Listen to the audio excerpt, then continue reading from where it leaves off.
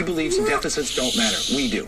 This president has never missed on a deadline turning in a March Madness bracket, but 4 out of 5 times he'd missed turning in a budget. House Speaker John Boehner today insisted he trusts President Obama. Absolutely. The president and I, as I've made very clear, have a very good relationship. We're open with each other. The Republican Party is focusing on its future, with a post-election review due out tomorrow. The GOP is the ticket to the middle class.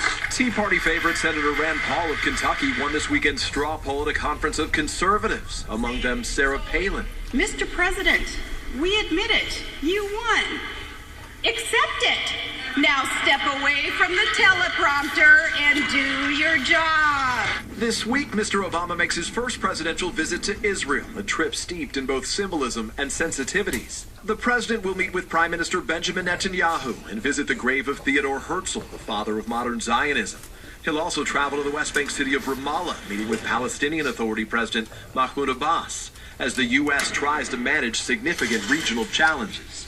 Barack Obama cannot afford to be and doesn't want to be the American president on whose watch Iran acquires a nuclear weapon, and he definitely does not want to be the American president on whose watch the two-state solution expires. While President Obama's been dogged by the perception that he's cool toward America's strongest Mideast ally, American and Israeli officials say this trip should send a clear message that the U.S. stands strongly behind the Jewish state.